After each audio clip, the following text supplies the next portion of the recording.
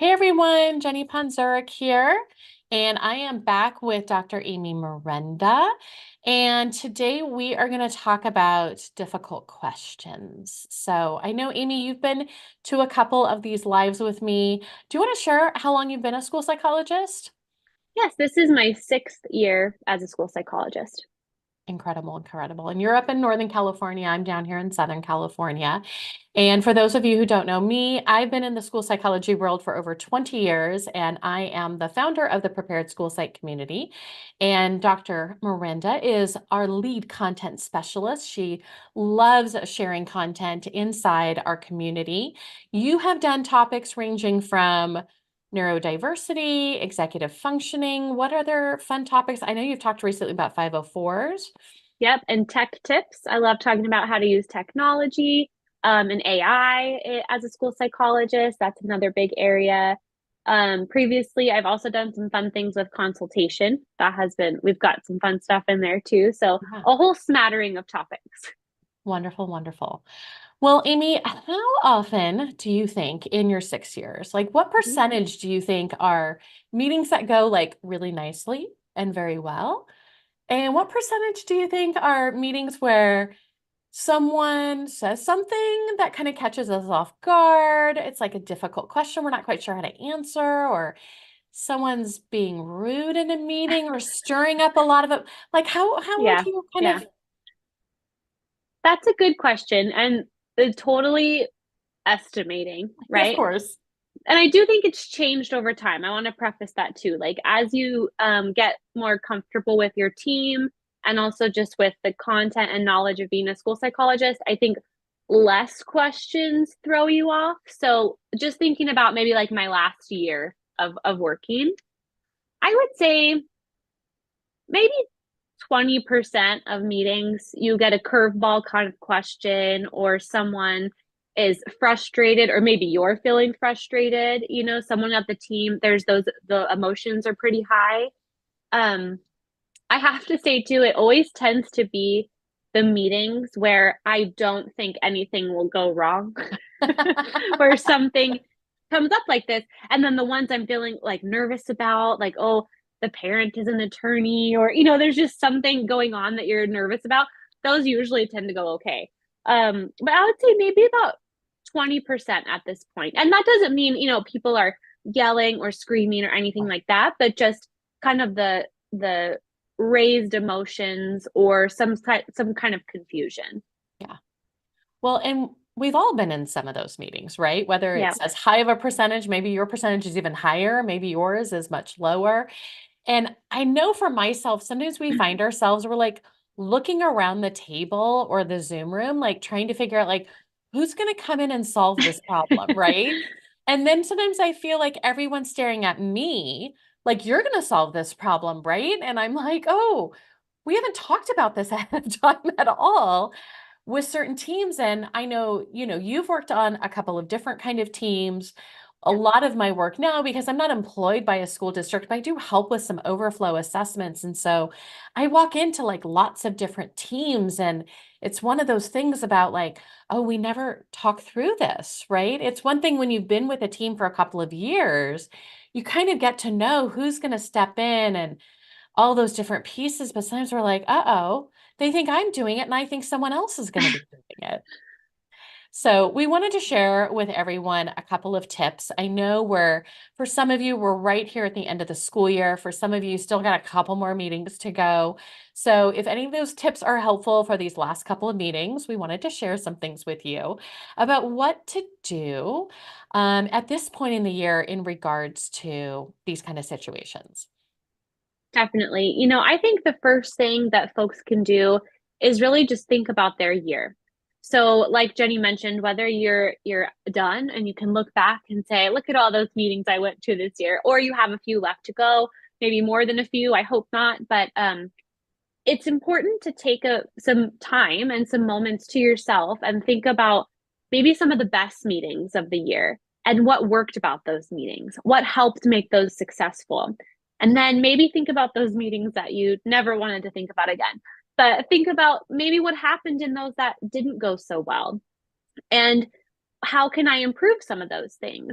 A lot of times when we're in those kind of heated situations, you just want to get through the meeting and then you get in your car on the drive home and you're angry or sad or confused, or maybe you're trying to just push it out of your mind. That's not usually the best time to reflect on the situation, right? At least for myself, if I leave frustrated, I'm not going to be in the best mind space to genuinely problem solve. I'm just going to drive home and be frustrated about whatever happened. So I think it's important at this time to truly take some genuine time and reflect. Maybe you were a part of the reason that it wasn't the best, and that's okay, right? This is the perfect time to grow in this area. Or maybe, somebody on the team forgot some information, and how can we avoid that in the future? So I think this is a great time to do some reflection and just make sure it's as genuine as it can be and as objective as it can be, too. I think another thing I think about kind of you're in the reflection mode. I like to be in that mindset mode, right? Like what kind of Yeah. mindset's going to be helpful? Again, maybe not right after the meeting while the emotions might still be high. But I love this term. When I was working at the county office, we did a lot of training with mentors.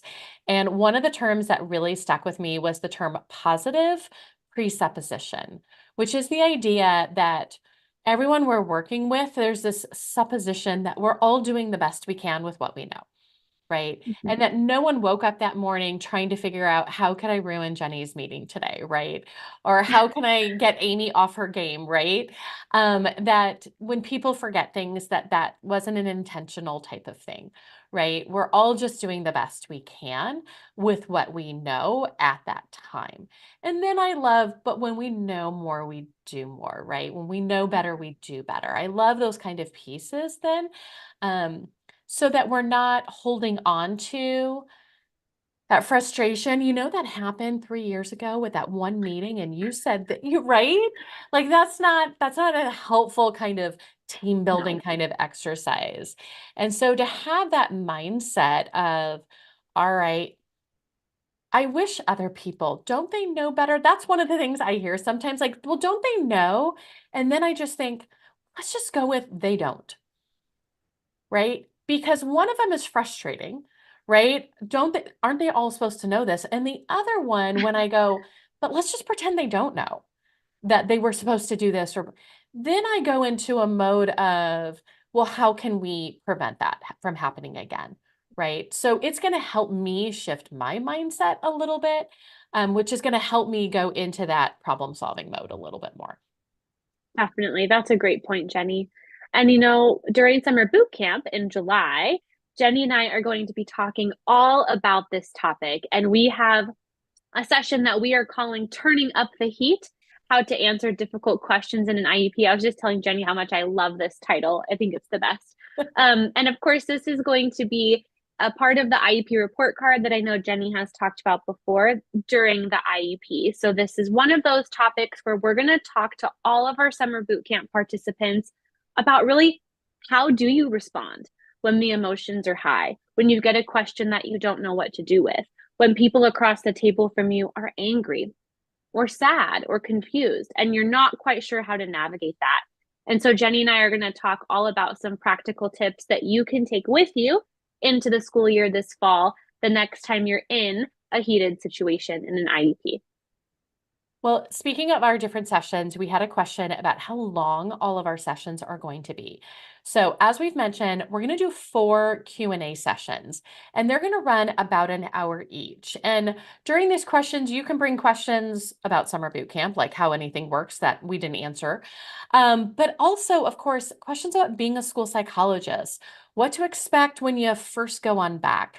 We have done these Q&A sessions in our previous summer boot camps. We always get amazing questions for those that are walking into their internship year, those of you walking into your first year, and even for those that are walking in maybe to a new district or a new school site. Or sometimes people have been working at high school forever and they decide they want something totally different and they go hang out in preschool for a while. So it's all of a sudden like a reset. So whatever kind of questions, it's the reason why we're honestly why I started summer boot camp is a lot of times during the summer, I found on all of our school psych Facebook groups, everyone had all these questions about what to expect and what should I be reading and how should I be preparing myself. And I was like, why don't we just get together and talk about these questions? So we're going to have four 2 each week. So you guys, whatever ones you're able to attend live, bring your questions. So those are going to run about an hour each. And then we're going to do 8 live sessions. And we specifically are keeping these sessions a little bit shorter than we have in the past. They're going to be 75 minutes each. And the reason why we really wanted to keep these shorter is whether Amy and I are presenting or someone else is coming to present, you really want it focused on practical strategies, right? How many times have we gone to a training? I'm just going to throw out like a topic. Amy and I have talked previously about our executive functioning training, right? How many times do we go to a training and the whole 90% first part of it is all this background information and the history of executive functioning and the grandfather of executive, and you're like, where are the strategies? What am I going to do with this information? So we might have a little bit of some of that background, but I don't even know. Is there a grandfather of executive functioning, Amy? I don't, now that you said it, there's gotta be. We've got to There's, find him. we'll have We're to going to find, find him. we'll have to find out who that person is. But we're really going to focus on practical strategies. And then we do have a couple of trainings that are just already pre-recorded. Those run a little bit longer. Those are a little bit closer to 2 hours. So we wanted to give a variety of different kind of session links for people. And again, everything is going to be recorded. So if you can't come to something live, feel free to just listen to the replay.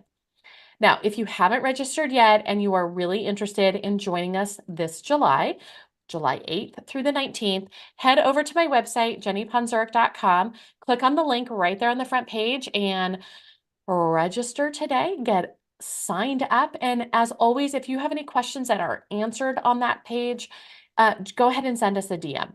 All right, we are happy to respond to that or send us an email at support@jennyponzuric.com. All right. I'm so excited about Me this too. topic as well. And I do love the topic name as well, turning up the heat, right? So we're going to share some great strategies in just a couple of weeks, everyone. We will see you next time. Awesome. Bye.